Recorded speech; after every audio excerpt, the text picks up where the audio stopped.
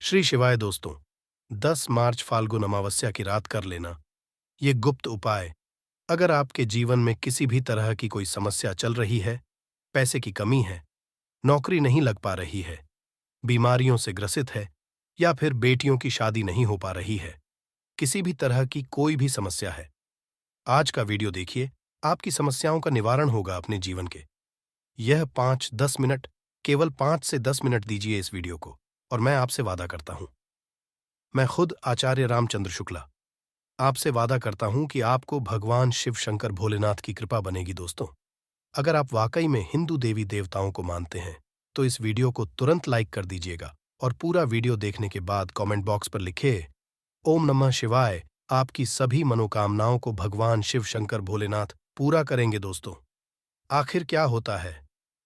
आपने सुना होगा कि जो शिवलिंग होती है उसे पर जो बेलपत्र चढ़ाया जाता है उसके खाने से क्या फायदे होते हैं। कई बार आपने सुना होगा, परंतु आज आपको वास्तविक बातें पता चलेगी जो कि आपको कहीं भी नहीं पता चलने वाली। आप लाखों करोड़ों रुपए खर्च कर देंगे, आपको पूरे यूट्यूब में यहां बातें नहीं पता चल पाएंगे। तो वास्तव में जब आप शिवलिंग पर बेलपत्र को चढ़ाते हैं तो वह बेलपत्र कोई साधारण बेलपत्र नहीं जाता, बल्कि वह साक्षात भगवान शिव शंकर भोलेनाथ का प्रसाद बन जाता है। तो दोस्तों, ये वीडियो अपने फायदे के लिए ध्यान से सुना और ध्यान से देखना। आपको बता दूं कि हमारे धर्मशास्त्र में कहा गया है कि शिवलिंग पर चढ़ा बेलपत्र 6 महीने तक बासी नहीं समझा जाता।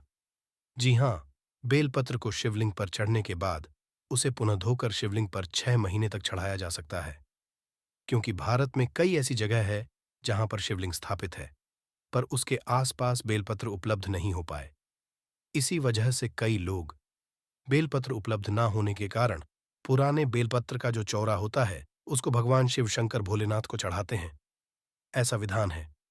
तो दोस्तों, बेलपत्र को भगवान शिव जी पर चढ़ने के पीछे एक पौराणिक कथा है, और कथा के अनुसार जब समुद्र मंथन चल रहा था उसी समय समुद्र मंथन के दौरान अमृत के साथ कई और चीज भी निकली थी, जिसमें से एक विश्व निकला। विश्व आप जहर भी कह सकते हैं। समग्र ज्ञान को सब्सक्राइब जरूर करें। और यह विश्व चारों ओर फैलने लगा था। उसी समय पूरी सृष्टि विश्व बचाने के लिए भगवान शिव शंकर भोलेनाथ ने इस विश्व को अपने कंठ में धारण कर लिया था। इसलिए महादेव को उसे दिन से नीलकंठ भी कहा जाने लगा। परंतु विश्व के प्रभाव से भगवान शिव शंकर के शरीर का ताप बढ़ने लगा, जिसकी वजह से आसपास का वातावरण जलने और वहां देवी देवताओं ने प्राचीन वेद सलाहकारों से सलाह ली कि भगवान शिव शंकर को इस विश्व से कैसे बचाया जाए। तो दोस्तों, उसे समय जो प्राचीन वेद सलाहकार थे उन्होंने सलाह दी कि आप भगवान शिव शंकर भोलेनाथ को बेलपत्र का सेवन कराया, और भगवान शिव शंकर को उसी समय वहां पर जो भी उपस्थित देवी देवताओं ने तत्काल बेलपत्र खिलाया और जल्द से स्नान कराया। ठीक है, इसके बाद भगवान शंकर के जो उत्पन्न गर्मी थी वह शांत होने लगी। तभी से भगवान शिवजी को बेलपत्र चढ़ाने की परंपरा मानी गई है। दोस्तों, शिवलिंग पर बेलपत्र अर्पित करने के बाद हमें जल जरूर चढ़ाना चाहिए। इससे भगवान शिव को शीतलता मिलती है और उनका आशीर्वाद हमें हासिल होता है। हमेशा ध्यान रखिएगा कि 3 पट्टी वाली जो बेलपत्र होती है वही शिव शंकर भोलेनाथ को आप चढ़ाई, जहां से बेलपत्र चिकनी होती है उसी तरफ से शिवलिंग पर आपको बेलपत्र चढ़ाना चाहिए। इस बात का आप विशेष ध्यान रखना है कि कभी भी कटे फटे बेलपत्र भगवान शिव शंकर को आपको नहीं चढ़ता है। इसके पीछे भी एक कथा है, क्योंकि जब भगवान ने शंकर जी ने जो है गणेश जी का सिर खंडित कर दिया था, तभी से भगवान शिव शंकर भोलेनाथ ने संकल्प लिया था कि कभी भी मुझे कोई खंडित चीज है नहीं चढ़ाई जाए, ना ही अर्पित की जाए। तब से भगवान शंकर जी को कभी भी कोई चीज खंडित नहीं चढ़ाई जाती है, चाहे वह बेलपत्र हो। दोस्तों, आप वीडियो को करते हुए चलेगा और वाकई में भगवान शिव शंकर भोलेनाथ की कृपा चाहते हैं। दोस्तों, हम थे शिवलिंग पर। अगर आप प्रतिदिन बेलपत्र चढ़ाई तो सभी तरह की समस्याएं आपकी दूर हो जाएंगी। भगवान शंकर जी के भक्तों को कब पैसे की समस्या नहीं रहती है। जो बेलपत्र को तिजोरी में रखते हैं उनकी तिजोरियों में बरकत आती है, पैसे की समस्या खत्म हो जाती है। दोस्तों, आप इस वीडियो को ध्यान से देखते रहिएगा, क्योंकि बेलपत्र से जुड़ी संपूर्ण जानकारी आपको यहाँ पर हासिल होगी। साथ में ये जानकारी हमारे सभी हिंदू भाइयों में बहनों को जानना अत्यंत आवश्यक है। दोस्तों, वीडियो में जो जानकारी बताई जा रही है, ये जानकारी आप करोड़ों रुपए खर्च करके भी कहीं नहीं हासिल कर पाएंगे, ना ही यूट्यूब पर कर पाएंगे। कितना भी वीडियो देख लीजिए, इस तरह की जानकारी आपको नहीं। महायोग टीवी का संकल्प है सही जानकारी पहुंचाना मिलेगी। इसलिए आप सभी दर्शकों से हाथ जोड़कर प्रार्थना है कि इस वीडियो को ज्यादा से ज्यादा लोगों तक पहुंचा दीजिए। जी हाँ दोस्तों, मैं कहना चाहूंगा, कम से कम आप 10 से 15 लोगों को तो ये वीडियो शेयर कीजिएगा, ताकि आप भी हिंदू भाइयों के सौभाग्य तुम काम करें। दोस्तों, इस तरह की जानकारी बहुत ही अनमोल होती है। बाद में चलकर यह जानकारी हमारे लिए काफी फायदेमंद साबित होती है। तो आइए जानते हैं बेलपत्र संबंधित कुछ विशेष जानकारी। दोस्तों, हम आपको बता दें कि प्राचीन पुराणों में बताया गया है कि कुछ विशेष समय होता है जिनमें बेलपत्र को कभी भी नहीं तोड़ना चाहिए। जी हाँ दोस्तों, कुछ ऐसे विशेष तिथि जिन बेलपत्र को कभी भी नहीं तोड़ना चाहिए, जैसे कि हमारे धर्मशास्त्र में रहते हैं। बेलपत्र को हमेशा चतुर्थी, अष्टमी, नवमी, दशमी, अमावस्या और पूर्णिमा और संक्रांति की तिथि में आपको कभी भी नहीं तोड़ना चाहिए। साथ में सोमवार के दिन बेलपत्र को कभी भी नहीं तोड़ना चाहिए, क्योंकि विशेषकर बेल के पेड़ पर बेलपत्र में भगवान शिव शंकर सोमवार के दिन वास करते हैं, क्योंकि बेलपत्र के संपूर्ण हिस्से में भगवान शिव शंकर का समझा जाता है। बेल पेड़ों के मध्य भाग में भगवान विष्णु जी का भी वास समझा जाता है। और दोस्तों, मैं आपको बता दूं कि जो बेलपत्र के जो बेल होता है, इसकी पत्तियों में शक्ति मानी जाती है, अर्थात सभी हमारे देवी देवताओं का जो शक्ति होता है उसके अंदर समाहित होती है। इसलिए आपको कभी भी सोमवार के दिन बेलपत्र नहीं तोड़ना चाहिए दोस्तों। इसके अलावा प्रतिदिन दोपहर 12 के बाद भी आपको बेलपत्र कभी नहीं तोड़ना चाहिए, ये हमारे धर्म में लिखा है। और आप फिर भी बाद अगर बेलपत्र को तोड़ते हैं तो इससे आपको पाप लगना निश्चित है। वीडियो को जरूर लाइक करते हुए चलेगा। बहुत ही विशेष जानकारी बता रहे हैं, और कमेंट बॉक्स में जरूर लिखिएगा। कोई भी आपकी मन्नत है, आप चाहते हैं आपकी मनोकामना पूरी हो, कमेंट बॉक्स में भगवान शिव शंकर भोलेनाथ की जय हो, ओम नमः शिवाय जरूर लिखें। तो दोस्तों, अब जो प्रश्न आता है कि जो बेलपत्र की उत्पत्ति कैसे हुई, आइए जानते हैं। तो दोस्तों, इसके अंदर पुराण के अनुसार एक बार माता पार्वती की पसीने की कुछ बंधे मध्यांचल पर्वत पर जागीर, इससे वहां एक पौधा उगाया जो बाद में बेलपत्र के नाम से जाने लगा और बेलपत्र के रूप में पूजनीय हो गया। तो इस वीडियो में जानते हैं बेलपत्र को खाने के क्या फायदे होते हैं। दोस्तों, बहुत ही सुंदर वीडियो है, बहुत ही महत्वपूर्ण जानकारी है। पूरा देखिएगा, आधा अधूरा ज्ञान हमेशा लाभदायक नहीं होता है। देखिए, जब बेलपत्र को भगवान शिव शंकर नाथ जी की शिवलिंग पर चढ़ते हैं तो वह बेलपत्र एक बेलपत्र नहीं रह जाता है, बल्कि वह भगवान शिव का प्रसाद बन जाता है, जो कि असत बीमारियों को दूर करने में, आपकी पीड़ा को हरने में एवं जीवन में चल रही सारी समस्याओं को दूर करने में समर्थ बल है। क्योंकि बेलपत्र को भगवान का प्रसाद के स्वरूप समझा जाता है, इसीलिए वह आपके लिए अमृत जैसा बन जाता है। तो आखिरकार शिवलिंग पर चढ़े बेलपत्र को नित्य रूप खाने से क्या फायदा मिलता है, क्या बदलाव आते हैं हमारे जीवन में, इसके बारे में जानेंगे। परंतु दोस्तों, मैं आपको बताना चाहूंगा कि यह हमारा मनोबल को जरूर बताइए कमेंट बॉक्स में ओम नमः शिवाय लिखकर। दोस्तों, शिवजी पर चढ़ा बेल पत्र को खाने से शरीर के सभी तरह के रोग दोष दूर हो जाते हैं। शरीर में जितने भी रोग होते हैं, अगर आप बेल पत्र नित्य रूप से कहते हैं तो आप लोगों से बचते हैं। वात दोष, पित्त दोष का प्रदोष या 3 तरह के दोष बताए गए हैं, और इन्हीं 3 तरह के देशों की वजह से आपके शरीर में अन्य दोष उत्पन्न होते हैं। अगर आप अपने जीवन में बिना रोगों के रहना चाहते हैं तो आपको बेलपत्र का नित्य सेवन करना चाहिए। दोस्तों, आपने देखा होगा कि जीवन में कई लोग होते हैं जो मीट, मछली, मुर्गा जैसे तामसिक भोजन कर लेते हैं, शराब पीते हैं, चैनी, खैनी, गुटखा, तंबाकू, ये सब चीज जो होती है उसका धारण करते हैं। परंतु एक समय के बाद दुनिया लगता है कि जो वह खा पी रहे थे वह गलत चीज था, परंतु आप वहां यह जो पाप कर चुके हैं उसको कैसे खत्म करें? तो दोस्तों, मैं आपको बताना चाहूंगा, नित्य कम से कम ज्यादा नहीं तो 1 महीने में 10 से 15 बार आप भोलेनाथ भगवान शिव शंकर पर चढ़ा हुआ बेलपत्र का प्रसाद धारण करेंगे तो जो तामसिक गुण होते हैं वह पूर्णतः आपके शरीर से खत्म हो जाएंगे। आपने कभी भी मीट, मछली, मूर्ख इस तरह का कुछ भी सेवन किया है, आपने शराब पिया है, आप इस पाप से मुक्ति पाना चाहते हैं तो आपको नित्य बेलपत्र का सेवन करना अत्यंत आवश्यक है। इसके सेवन से आपके शरीर शुद्ध होता है। आप अपने अशुद्ध शरीर को पूर्ण रूप स्वस्थ बनाने के लिए पूर्णता संपन्न पाए जाते हैं। आपको भगवान शिव शंकर भोलेनाथ के इस प्रसाद को ग्रहण करना अत्यंत आवश्यक है। आज ही से शुरू कर दीजिए। नित्य 5 बेलपत्र शाम में खाई है। अगर नित्य कहते हैं तो यह आपके शरीर में तमस गुण को समाप्त कर देगा। किसी भी तरह की बीमारियां हैं पूर्णतः समाप्त कर देगा। बेलपत्र खाने से आपका भाग्य भी बदलने लगेगा। आपका भाग्य बलवान हो जाएगा। दोस्तों, भी आपका दुर्भाग्य हूं।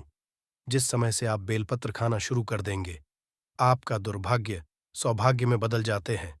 आपकी किस्मत, आपकी तकदीर फिर आपके अनुरूप चलने लगती है। इसके बाद आयुर्वेद में भी कहा जाता है कि बेलपत्र को खाने से आपका जो रक्त होता है, खून होता है।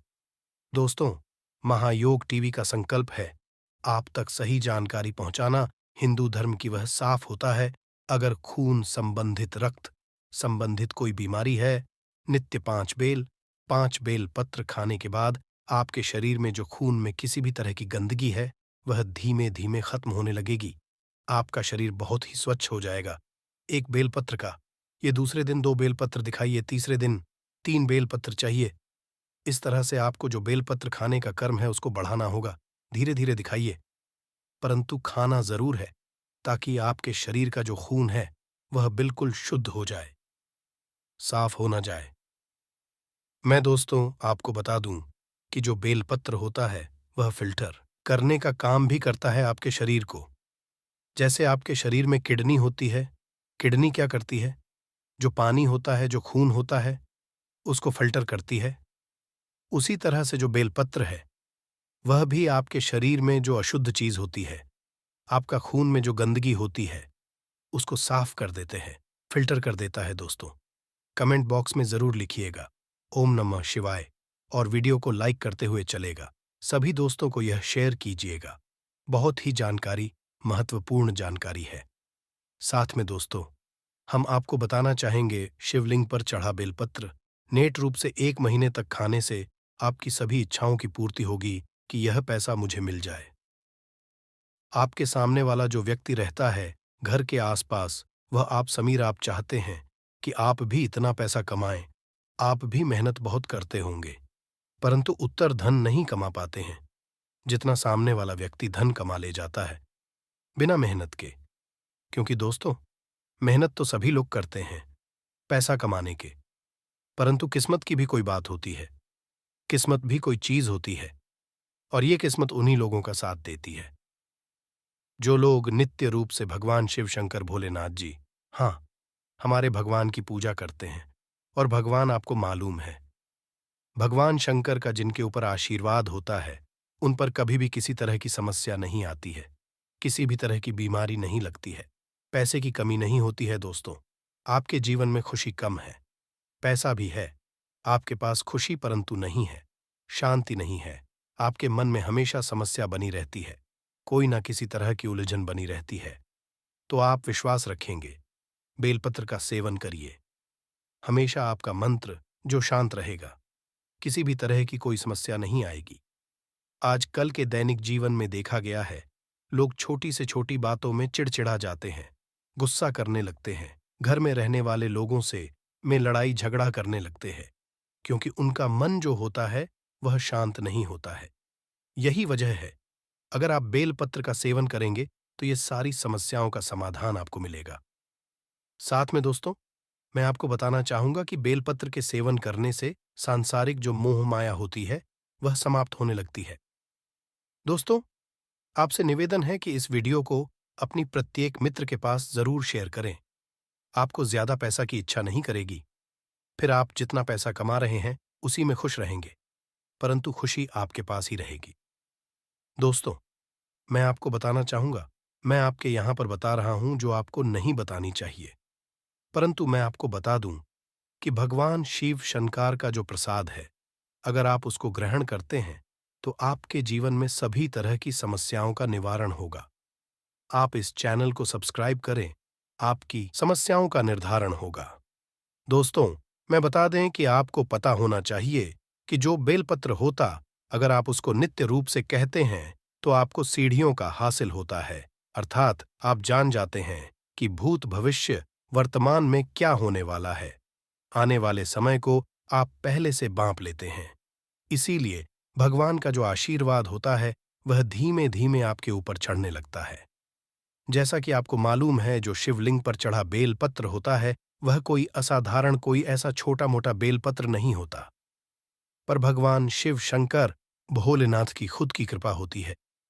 इसीलिए मैं आपसे हाथ जोड़कर विनती करूंगा, आपके जीवन में किसी भी तरह की समस्याएं चल रही हैं, एक बार हमारे कहने से आप इसको शुरू कीजिए। आपकी बीमारी, तकलीफ, सारे कष्ट दूर हो जाएंगे। दोस्तों, अंत में मैं आपसे यही कहना चाहूंगा कि आपको हमारा ये वीडियो कैसा लगा। साथ में हम आपको बताना चाहेंगे कि हमारा जो चैनल है वह जनहित एवं जन कल्याण के समस्त जानकारी हेतु लोगों की सहायता करने के लिए बना है। आप इस चैनल को करें, वीडियो को लाइक करें और भगवान शिव शंकर को, अगर आप बाकी में दोस्तों, मैं आपसे अनुरोध कर रहा हूं कि इस वीडियो को ज्यादा से ज्यादा अपने दोस्तों एवं हिंदू भाइयों के साथ जरूर शेयर करें, जिससे कि उन्हें जानवर्धक पेड़ों के बारे में प्रत्येक जानकारी एवं जड़ी बूटियां की जानकारी आपको हासिल हो सके। तो दोस्तों, मैं आपसे अनुरोध कर रहा कि आप इस वीडियो को जरूर ज्यादा से ज्यादा शेयर करें, जिससे कि हिंदू धर्म की जानकारी आप तक पहुंच सकी। और इस चैनल को भी आपको सब्सक्राइब जरूर करना है। दोस्तों, इतनी जानवर्धक जानकारी आपको कहीं नहीं मिलेगी, इसलिए इस वीडियो को अपने फायदे के लिए जरूर देखें। दोस्तों, इस वीडियो को आपको पूरा देखना है, क्योंकि इस वीडियो के अंत में मैं आपको कुछ एक ऐसा उपाय बताऊंगा जिससे आप गौ माता की कृपा हासिल कर सकते हैं, यानी कि आप धन लक्ष्मी, यानी कि मां लक्ष्मी को प्रसन्न कर सकते हैं और आप पर धन की बारिश होने लगेगी। अगर दोस्तों आप ये एक मंत्र कुछ दिन के लिए ही कर लेते हो, तो इसीलिए इस वीडियो को आपको अंत तक जरूर देखना है। जय मां लक्ष्मी, जय गौ माता। चलिए शुरू करते हैं वीडियो को। दोस्तों, नए हो तो प्लीज समग्र ज्ञान को जरूर सब्सक्राइब करें। हिंदू शास्त्रों में गाय माता को पूजनीय स्थान दिया गया है। गाय को गौ माता कहा जाता है। शास्त्रों के अनुसार गौ माता में 33 मानता है कि गौ माता की सेवा करने से जीवन में आने वाली परेशानियों का अंत हो। ज्योतिष में गाय से जुड़े कुछ अद्भुत तथ्यों और उपाय बताए गए हैं, जिन्हें करने से मनुष्य के वास्तु दोष दूर होते हैं। आइए जानते हैं। गौ माता से जुड़े अद्भुत तत्वों के अनुसार गाय को नियमित रूप से रोटी से ध्यान रखे। जब भी भोजन बनाए तो एक साथ प्लेट में पहली रोटी रखे। इसके बाद अगर घर में गए हो तो उसे खिला दे, या जो भी गाय बाहर दिख रही हो उसे खिलाए। वास्तु कहता है कि खुद के खाना खाने से पहले गाय को इस तरह से रोटी खिलाने से सारे वास्तु दोष दूर हो जाते हैं। घर में जब भी पूजा पाठ या शुभ कार्यों का आयोजन करें तो उसमें गाय के दूध का ही पंचामृत बनाएं। अगर आपने गाय को घर में रखा है तो उधर के निकट बंदी गैर सभी के दूर करती है। अगर आप गाय को पालने नहीं सकते या आपके पास जगह का अभाव है तो गाय का प्रतीक भी रख सकते। ध्यान रखें कि इसे हमेशा दक्षिण पूर्व दिशा में रखना चाहिए। ऐसा करने से एकाग्रता में वृद्धि होती है। शिक्षा और व्यवसाय में आ रही सभी परेशानियां करके दूर होने लगते हैं। गौ माता को चारा खिलाने से 33 कोटि देवी देवताओं को भोग लग जाता है। माता की सेवा परिक्रमा करने से इंसान भयमुक्त हो जाता है। वह मिलता है, वह माता की पीठ पर एक उभरा हुआ। माता की पीठ पर हाथ फेरने से रोगों का नाश होता। जिस व्यक्ति के भाग्य की रेखा सोई हुई हो तो वो व्यक्ति अपनी हथेली में गुड़ को रखकर गौ माता को जब से चढ़ाई, गौ माता की जीव हथेली पर रख गुरु को छांटने से व्यक्ति की सोई हुई रेखा खुल जाती है। गाय के गोबर से बने हुए उपलों को रोजाना घर, दुकान, मंदिर परिसरों पर धूप करने से वातावरण शुद्ध होता है और सकारात्मक ऊर्जा मिलती है। दोस्तों, अभी तक आपने है गौ माता की जय न लिखा हो तो जरूर लिख दे।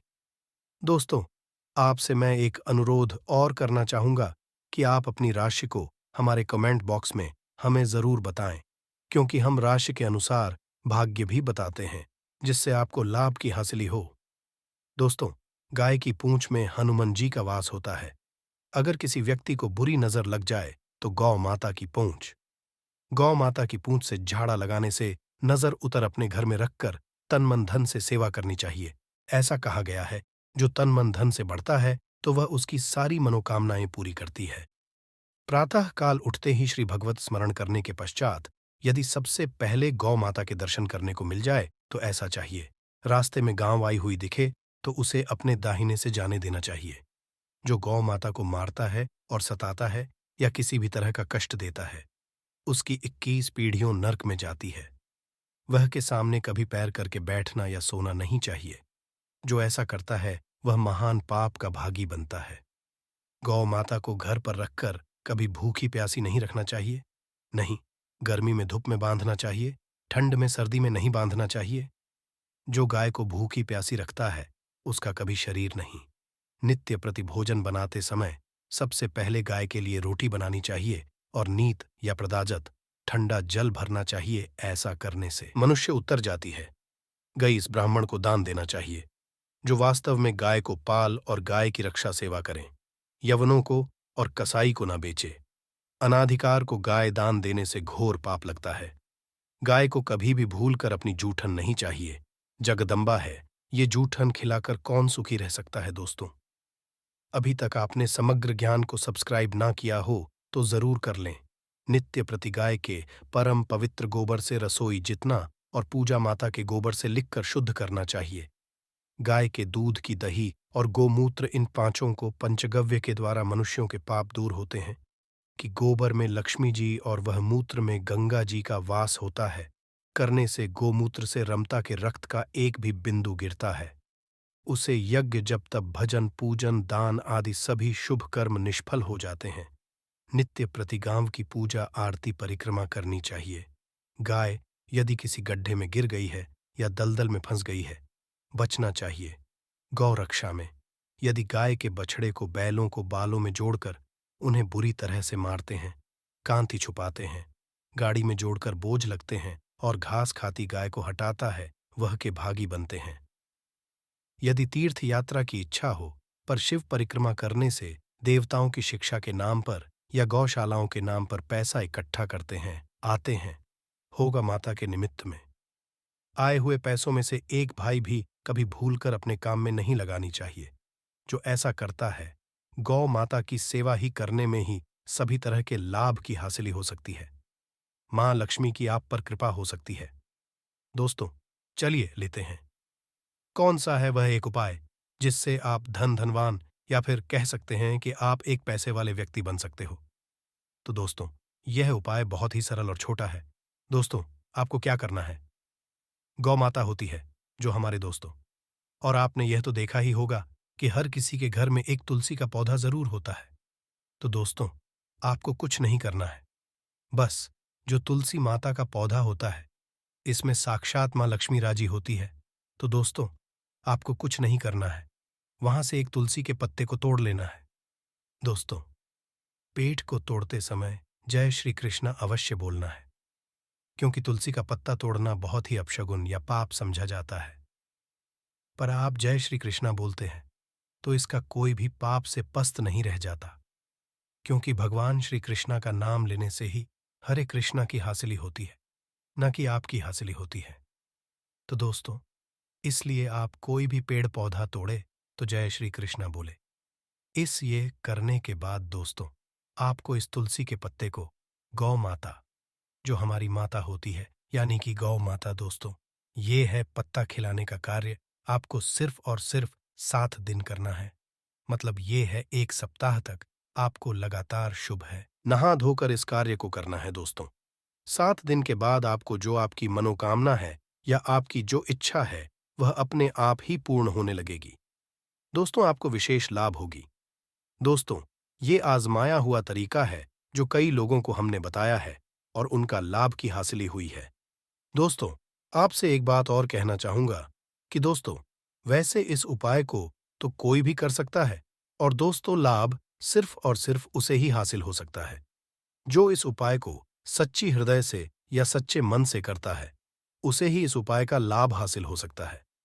क्योंकि दोस्तों उपाय तो कोई भी कर सकता है, पर जिसकी सच्ची श्रद्धा हमारी माँ लक्ष्मी पर, भगवान विष्णु पर, यानी कि जिस देवी देवता को आप मानते हैं उन पर सच्ची, आपकी इच्छा को पूर्ण करने के लिए आपको भगवान पर विश्वास होना बहुत आवश्यक है। इसलिए भगवान पर विश्वास होगा तभी आपको लाभ की हासिल हो सकती है। एक शक्तिशाली और सरल टोटका है जो आपके जीवन में खुशहाली, समृद्धि और शांति ला सकता है। अमावस्या के दिन चंद्रमा की किरणें पृथ्वी पर नहीं पड़ती हैं, जिससे अंधकार और नकारात्मक ऊर्जा का प्रभाव बढ़ जाता है। इसलिए इस रात दीपक जलाकर भगवान की आराधना करने से आपके घर में उज्ज्वलता, आनंद और आशीर्वाद का वास होता है। अमावस्या की रात का उपाय करने के लिए आपको कुछ बातों का ध्यान रखना होगा, जैसे कि आपको दीपक का रंग, तेल, बत्ती और दीपक को रखने की दिशा का चुनाव सावधानी से करना होगा। इसके अलावा आपको दीपक को जलाने का सही समय भी जानना होगा। इस लेख में हम आपको इन सब बातों के बारे में विस्तार से बताएंगे ताकि आप अमावस्या के दिन दीपक का उपाय करके अपने जीवन को बेहतर बना सकें। साल की पहली अमावस्या सोने से पहले दिए का यह उपाय आपको धनवान। यह एक अद्भुत उपाय है। इस पवित्र मौके पर माता लक्ष्मी जी के आशीर्वाद से ही नहीं, बल्कि आपके जीवन में धन की वृद्धि होगी और आप करोड़पति बन जाएंगे। आपका घर खुशियों से भर जाएगा और आपकी सभी मनोकामनाएं पूरी होंगी। इस दिन आपकी पूजा और साधना क्रिया का विशेष है, क्योंकि शास्त्र यह लिखा है कि नए साल के दिन माता लक्ष्मी जी धरती पर वास करती हैं और उनकी सेही पर अद्भुत आशीर्वाद बरसता है। आप वेद के अनुसार एक दीपक को साल की पहली रात रखें और उस प्राचीन उपाय को अपनाएं, तो जल्द ही आपको माता लक्ष्मी जी का आशीर्वाद हासिल होगा। इस छोटे से उपाय को करने के बाद आपके जीवन में धन की वर्षा होगी और आपके जीवन के सभी क्षेत्रों में सफलता मिलेगी। आपके जीवन में धन में वृद्धि होगी और आप सभी कार्यों में समृद्धि हासिल करेंगे। इस उपाय से न केवल आपके जन्मांतर की गरीबी, परेशानी और दूर दूर होंगे, बल्कि आपके जीवन नए रूप से समृद्धि और सफलता का सफर शुरू होगा। धन का आगमन होने से आपकी आर्थिक स्थिति मजबूत होगी और आप दिन रात कमाई करेंगे। इस उपाय के अलावा इस जरूरी दिन को ध्यान से बिताए और माता लक्ष्मी पूजा अथवा ध्यान में रहे। नए साल का यह विशेष दिन आपके जीवन में नए और समृद्धि की ओर पहुंचने का एक अद्वितीय अवसर है। धन और समृद्धि के साथ साथ इस दिन को आपके साथ मेल करने और अपने आत्मविकास में समर्थ बनने का भी एक अद्वितीय अवसर मान सकते हैं। इस दिन को सत्य, न्याय और दया के साथ गुजारने से आपका मानवीय और आध्यात्मिक विकास होगा। नए साल के दिन इस जरूरी अवसर को सही रूप से मनाकर अपना शीश से केवल धनी बनेंगे, बल्कि आप अपने मन संतुलित, खुशहाल और आत्मनिर्भर बनाएंगे। ये दिन आपके जीवन को सार्थकता और उद्दीपन की हो सकता है और नए सपनों, ऊंचाइयों तक आपका मार्ग प्रकाशित कर सकता है। इस मौके पर धरती पर भगवान विष्णु के एक अद्वितीय अवतार भगवान धन्वंतारी का उत्सव भी होता है। इस अवतार की पूजा करने से आपको रोग मुक्ति, आरोग्य और दीर्घायु कठिनाई का सामना की शक्ति मिलती है। इस दिन व्रतियों में सफलता हासिल करने के लिए भी इस दिन किया गया उपाय पूरे साल भर उसका असर रहता है। यह आपको और कर्म क्षेत्र में उन्नति की ओर प्रेरित कर सकता है और आप अपने स्थान, समुदाय में भी सकारात्मक परिवर्तन ला सकते हैं। ये समय है प्रधान और सुधारों के लिए और अपने समर्थन के माध्यम से अपने प्राकृतिक गुणों को खोज सकते हैं। सारी शक्ति, समृद्धि और आत्मविकास के साथ इस दिन को एक सांस्कृतिक, आध्यात्मिक और आर्थिक रूप से समृद्धि और सफलता का नया आरंभ बनाएं। अमावस्या पर कई दुर्लभ संयोग बन रहे हैं। ऐसे में 2 जगहों पर चुपचाप दीपक जलाकर छोड़ दें। इससे मृत्युदंड, पितृदोष, महाकाल, सर्पदोष, नजर दोष, शनि, राहु सब कुछ होगा। खत्म किस्मत। 4 चांद महालक्ष्मी दौड़ी दौड़ी चली आएंगी। कंगाल भी होंगे। धनी दोष तो आज हम आपको बताएंगे।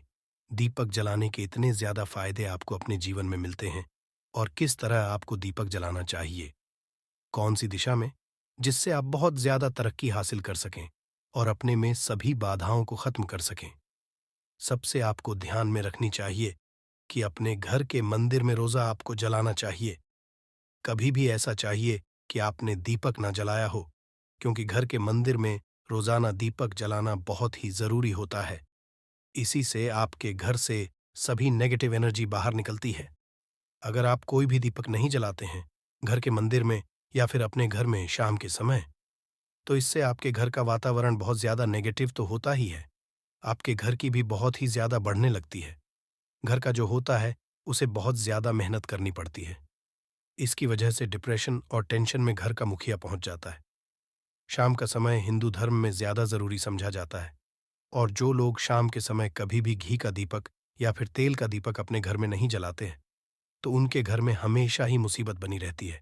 मतलब एक मुसीबत से निकलते हैं तो दूसरी मुसीबत उससे पहले ही फंस जाते हैं, और हमेशा ही धन की समस्या, परेशानियां बढ़ती रहती हैं। उनके जो बच्चे, वह भी उनके खिलाफ होने लगते हैं, उनका कहना बिल्कुल भी नहीं मानते हैं। इसी तरह घर का पूरा माहौल ही दुखपूर्ण होने लगता है।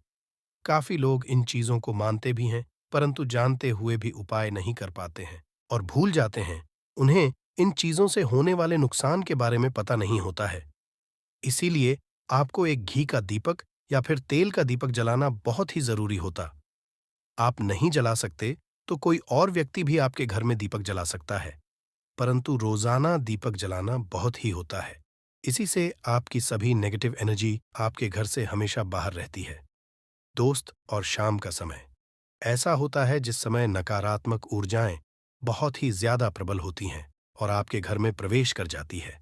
ऐसे में आप घर में या घर के मंदिर में दीपक नहीं जलाते हैं, तो नेगेटिव एनर्जी बहुत ही ज्यादा परेशान करती है। आपके सब आम बिगाड़ने लगती है। सूरज डूब जाता है, उसी समय ये नेगेटिव बहुत ही ज्यादा प्रबल हो जाती है। उसी समय आपको मुंह हाथ पैर धोकर दीपक जलाना चाहिए। अगर आप खुद नहीं कर सकते हैं तो कोई और व्यक्ति भी आपके लिए ऐसा कर सकता है। दोस्त, अब जिस घर में बहुत सारे लोग बीमार रहते हैं या फिर बीमारी कभी भी ठीक नहीं होती है, तो यह भी होता है कि आपके घर में बहुत ही ज्यादा नकारात्मक ऊर्जा है, जो परेशानियों को, बीमारियों को, मुसीबतों को बहुत ही ज्यादा